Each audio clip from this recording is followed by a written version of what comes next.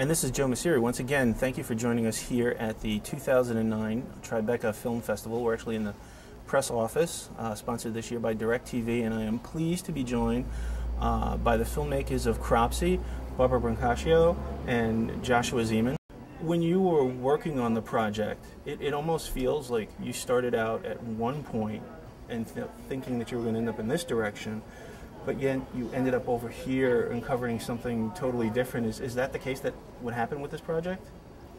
Yes, I think that we always knew that we wanted to tell a story about, certainly about the 5 missing children. Putting it together and doing the research and unfolding all of these interesting details and peeling back the layers and learning really how horrifying this was. I guess we did end up in the place we hoped we would get to, but right. I don't think we expected to learn the things that we did. Right, or how we got there. How difficult was it for you not to place your own passions in the narrative of the documentary? Well, it's funny because in some ways, like, we do feel like our passion, our own opinions are still in there. They're just constructed in a way that doesn't come across as he did this or he did that. Barb and I had two very that's one of the good parts. We had two very opposing viewpoints on the case, and I think that allowed us to kind of keep it neutral because we each were always like self-censoring each other in a positive way. And we both changed our minds about our right, and then they switched like 3 or 4 times in the movie. How did you feel when you were reached out to by the convicted killer? We would get these letters, and I think inevitably there's the story of where are these kids? Did this guy have anything to do with it? And if so, if he did do it, then he knows where these kids are. So we were combing over these letters for clues over and over and over again, and we were analyzing them and looking for them because nobody had any answers to what was going on. So these letters were the only window into that, and in a lot of ways it took on this really weird, scary relationship. I had actually remembered as a kid seeing the Geraldo Rivera reports on ABC News about Willowbrook, and that was something that made his career and launched him into, national attention. You're doing a documentary now all these years later, and that's projecting you into national attention. What do you think of some of the parallels in between what, as a career move, he was trying to do, what you were trying to do, but what you're doing being different, your integrity and your motivation for making the film? This is our hometown story. That's a part of it.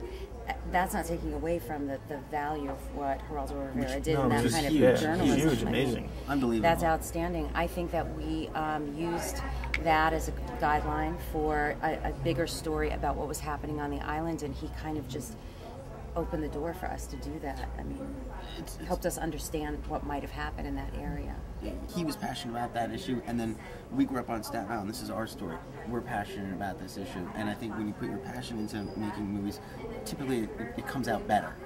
Do you think at this point that Willowbrook really needs to be, dug up, gutted, erased, and just... That's it. Listen, it's now the College of Staten Island. Right? But those tunnels are still there. The tunnels are still there. There are other locations nearby in that area where the people that we interviewed and became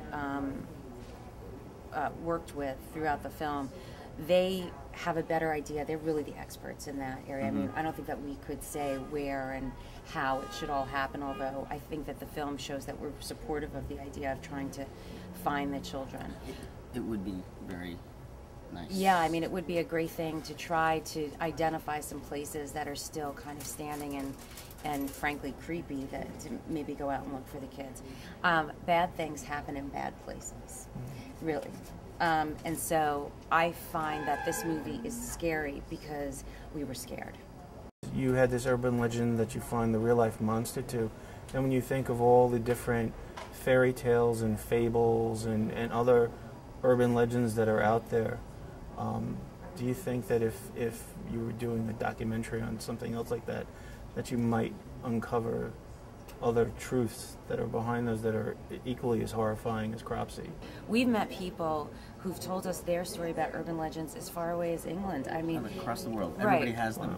You know, everybody has them. But it's weird because I get emails, or just in the past couple of weeks, I've been getting all these emails from all these folklore professors, and they're like, oh my God, you know, we thought about this idea, we knew about this idea that somehow some urban legends came from real stories, but never were we able to document in the way that you guys have the kind of how everything tied in together and really analyzed it from both a true crime way, but also from an anthropological sense, which is why how we try to really create the film by bringing both together. It kind of just makes it really creepy.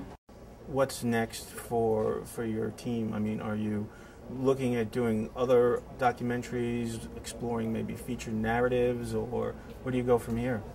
Well, we're definitely interested in exploring Cropsey further, you know, whether that can be turned into a narrative and what that narrative would look like. Documentaries, we both love documentaries, and I think there are pieces of this film that we weren't able to incorporate that I think that we would probably want to explore further. It goes further. There's a genre of, I mean, people are definitely interested. We spend a lot of time exploring everything from, you know, I mean, devil worshipping, how much fun is that? But, you know, that has a lot to do with mythology. So I think that there are elements of the film that I think we would want to unfortunately, there's a lot of the film, then it runs 3 hours that we didn't get into. And then, of course, narrative. Right? Great. Thank you, guys. Thank you. Good luck with the film. Thank you. Thanks.